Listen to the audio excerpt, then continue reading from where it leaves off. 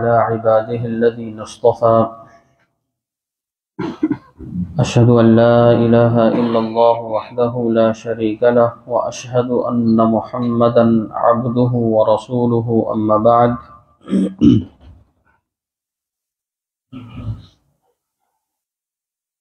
اللہ رب العزت نے دین اسلام کو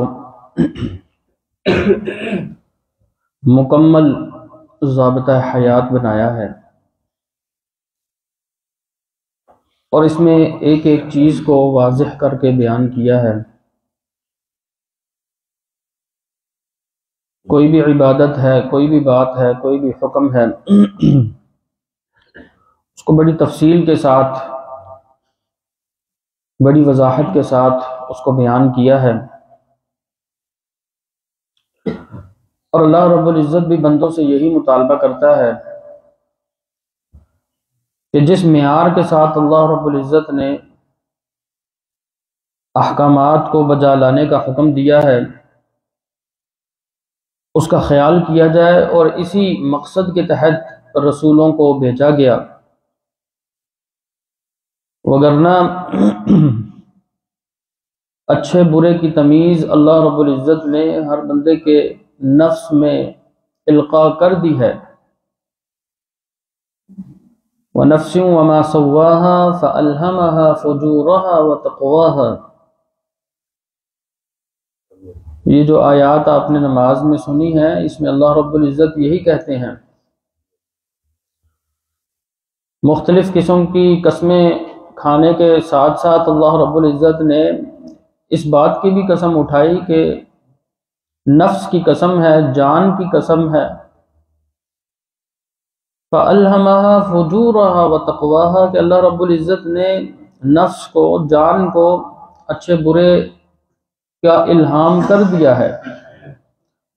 لیکن وہ اچھا برا جو ہے، وہ اچھے کو کیسے جو ہے وہ عمل کرنا ہے، برے سے کیسے بچنا ہے، یہ رسولوں نے بتایا ہے۔ اور رسول صلی اللہ علیہ وسلم نے اسی لیے بہت سے موقعوں پر یہ بات فرمائی ہے، خصوصی طور پر نماز کے بارے میں کہا ہے، صلو کما رأیتمونی اصلی، نماز ویسے پڑھو جیسے مجھے پڑھتے دیکھتے ہو۔ صحابہ کرام رضوان اللہ علیہم اجمعین آپ صلی اللہ علیہ وسلم کو بہت زیادہ نوٹ کیا کرتے تھے، آپ کو دیکھتے تھے کہ کیسے آپ نماز پڑھ رہے ہیں، ہم بھی ویسے ہی نماز پڑھیں۔ حج کے موقع پر آپ صلی اللہ علیہ وسلم نے فرمایا خذوا عنی مناسککم، حج کے مناسک میرے سے لے لو، سیکھ لو۔ اور باقی دیگر عبادات میں بھی یہی معاملہ ہے، آپ نے جیسے کیا ہے ہمیں بھی ویسے ہی کرنے کی کوشش کرنی چاہیے۔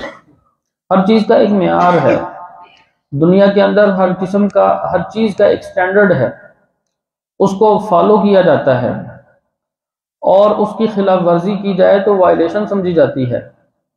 ایسے ہی دین اسلام میں سٹینڈرڈ نبی صلی اللہ علیہ وسلم کا عمل ہے۔ آپ صلی اللہ علیہ وسلم نے اسی لیے بہت سی باتیں سکھائی ہیں۔ نماز پڑھنے کے حوالے سے صحابہ کرام آپ کو نوٹ کرتے ہیں۔ یہ مشہور بات، قصہ آپ نے سن رکھا ہے، آپ صلی اللہ علیہ وسلم نماز میں تھے، اور نماز کے دوران میں آپ نے جوتوں کو اتارا، صحابہ کرام نے بھی جوتوں کو اتار دیا۔ آپ صلی اللہ علیہ وسلم نے پوچھا کہ تم لوگوں نے جوتے کو کیوں اتار دیا؟ انہوں نے کہا کہ آپ نے اتارا اس لیے ہم نے بھی اتار دیا۔ سادہ سا جواب، ایک مسلمان کا یہی جواب ہونا چاہیے کہ آپ صلی اللہ علیہ وسلم نے جیسے کیا ہے ہم بھی ویسے ہی کر رہے ہیں۔ اس کی لاجک سمجھ آتی ہے نہیں آتی ہے، ہم اس بات کے پابند ہیں کہ ہم نے جب ان کا کلمہ پڑھا ہے، ان کو مان لیا ہے کہ وہ آخری رسول ہیں، تو لہذا جو وہ بات کریں گے وہ حق سچ کی بات کریں گے، ہمیں انہی کی پیروی کرنی ہے۔ آپ صلی اللہ علیہ وسلم نے فرمایا کہ مجھے نماز کے دوران میں جبریل نے بتایا کہ جوتوں میں نجاست ہے، لہذا میں نے ان جوتوں کو اس وجہ سے اتار دیا۔ آپ صلی اللہ علیہ وسلم نماز کے دوران میں اللہ رب العزت کی طرف سے حکم نازل ہوتا ہے کہ آپ اپنا رخ بیت المقدس سے بیت اللہ کی طرف موڑ لیجئے۔ نماز کی 2 رکعتیں ہو چکی تھی، 2 رکعتیں رہتی تھیں، آپ صلی اللہ علیہ وسلم نے اپنے رخ کو تبدیل کیا۔ صحابہ کرام کہ جن کو کہنے کی ضرورت نہیں پڑی، اس لیے کہ وہ یہ سمجھتے تھے کہ جیسے آپ نے کرنا ہے ویسے ہی ہم کریں گے تو ہمارا عمل قبول ہوگا۔ صحابہ کرام نے بھی اپنے رخ کو آپ کو دیکھ کر تبدیل کر لیا۔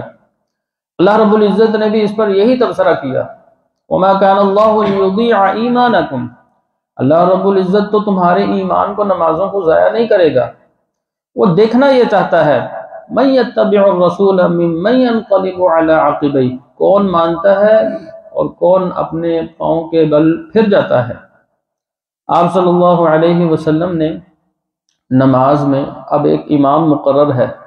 امام مقرر کرنے کا مقصد ہی یہ ہے کہ اس کے پیچھے چلا جائے، اس کی پیروی کی جائے۔ انما جعل الامام لیؤتم بہ فاذا کبر فکبروا، امام مقرر ہی اس لیے کیا جاتا ہے کہ اس کی پیروی کی جائے، لہذا جب وہ تکبیر کہے تو تم تکبیر کہو، واذا رکع فارکعوا، جب وہ رکوع کرے تو تم رکوع کرو، اور پھر جب وہ سجدہ کرے پھر تم سجدہ کرو، اور جب وہ سلام پھیرے تو پھر تم سلام پھیرو۔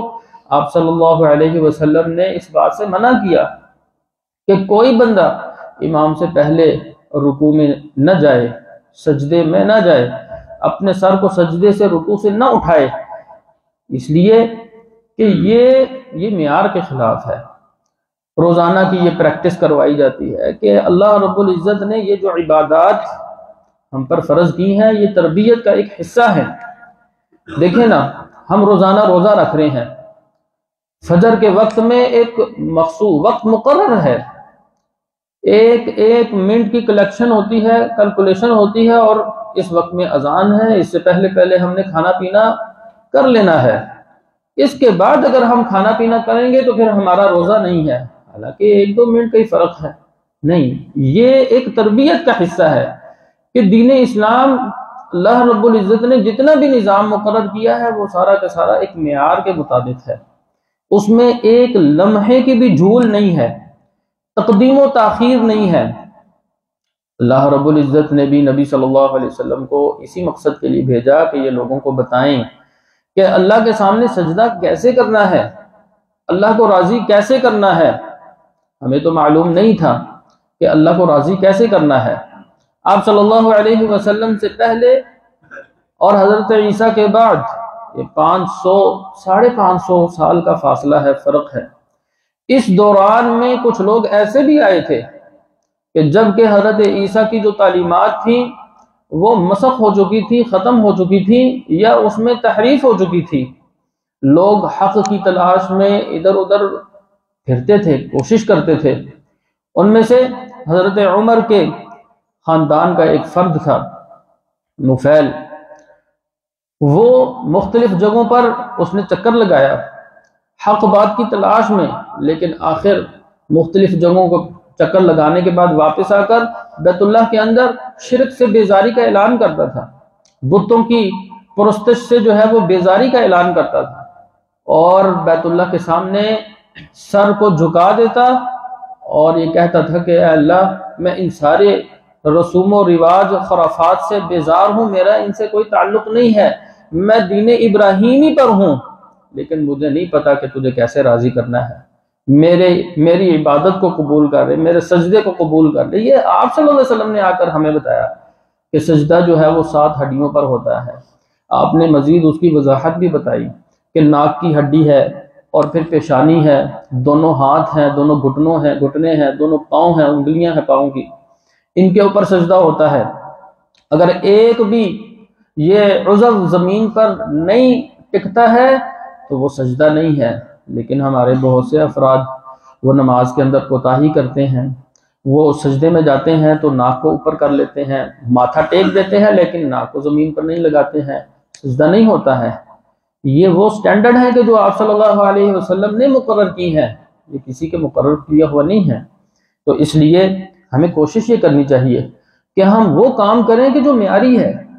اگر معیاری نہیں ہوگا تو آپ صلی اللہ علیہ وسلم نے فرمایا کہ ایک بندہ 60 سال نماز پڑھتا رہتا ہے لیکن اس کی ایک بھی نماز قبول نہیں ہوتی ہے۔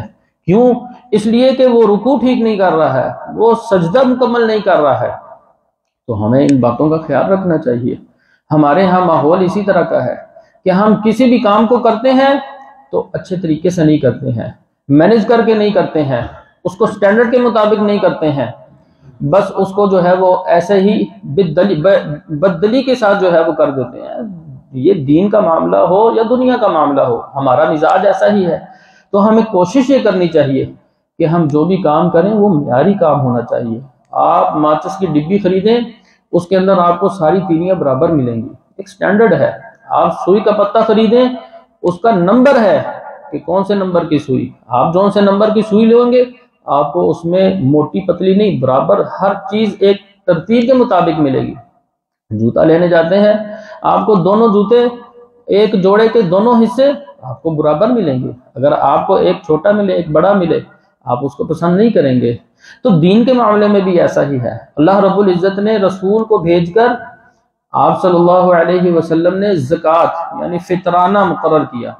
اب جو فطرانہ مقرر کیا، خود آپ صلی اللہ علیہ وسلم نے فرمایا کہ جو بندہ عید کی نماز سے پہلے فطرانہ ادا کرتا ہے فَهِيَ زَكَاةٌ مَقْبُولَةٌ، وہ اللہ کے ہاں مقبول فطرانہ ہوگا، اور جو عید کی نماز کے بعد دے گا فَهِيَ صَدَقَةٌ مِّنَ الصَّدَقَاتِ، وہ عام صدقہ ہے۔ یہ جو ایک معیار مقرر کیا ہے، اس معیار کو مقرر کرنے کا مقصد یہی ہے کہ اللہ رب العزت دیکھنا یہ چاہتا ہے کہ کون بندہ جو ہے وہ بہترین عمل کرتا ہے۔ وضو کا ایک طریقہ بتایا ہے، وگرنہ اعضاء کو ویسے ہی انسان گیلا کر لے تو اس کا فائدہ نہیں ہوگا۔ جو طریقہ اللہ نے بتایا ہے، قرآن میں نازل کیا ہے، اس قدر اہم بات کہ اس کا طریقہ خود قرآن میں اللہ نے نازل کیا ہے۔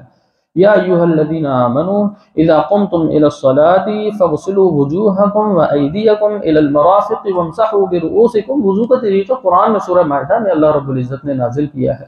تو یہ ساری باتیں کرنے کا مقصد صرف اور صرف یہ ہے کہ آپ نماز پڑھ رہے ہیں، میں نماز پڑھ رہا ہوں، تو اللہ کے سامنے ہم کھڑے ہیں۔ آپ صلی اللہ علیہ وسلم نے اس قدر تفصیل کے ساتھ اس کو وضاحت کی ہے کہ انسان کا رخ جو ہے وہ قبلے کی طرف ہونا چاہیے، انسان کے پاؤں کا رخ قبلے کی طرف ہونا چاہیے۔ ہمارے بہت سے بھائی ایسے ہیں جو کھڑے ہوتے ہیں، ان کے پاؤں کا رخ جو ہے وہ قبلے کی طرف نہیں ہوتا، وہ اس کو ٹیڑھا کر کے رکھتے ہیں۔ اگر وہ سجدے میں چلے گئے ہیں، جو ہے وہ ہاتھ رکھے ہیں زمین پر، وہ قبلہ رخ ہونا چاہیے۔ وہ بہت سے ساتھی ہیں کہ جو قبلہ رخ نہیں رکھتے ہیں۔ تو یہ ساری وہ باتیں ہیں کہ جو سیکھنے سے تعلق رکھتی ہیں، اور ان ایام کے اندر ہر بندے کے پاس ماشاءاللہ وافر مقدار میں وقت ہوتا ہے، فرصت ہوتی ہے، فراغت ہوتی ہے۔ وہ کام کاج کی، وہ جو مشغولیت کی جو ایک جو ہے وہ بوجھ ہے، وہ ہر کسی پر جو ہے وہ کم ہو جاتا ہے۔ تو ان ایام کا فائدہ اٹھائیے، ان اوقات کو غنیمت جانیے، ان فرصت کے لمحات سے فائدہ اٹھائیے اور سیکھیے اللہ رب العزت کیسے راضی ہوتا ہے۔ اللہ رب العزت ہمیں ان باتوں پر عمل کرنے کی توفیق عطا فرمائے۔ وآخر دعوانا الحمد للہ رب العالمین۔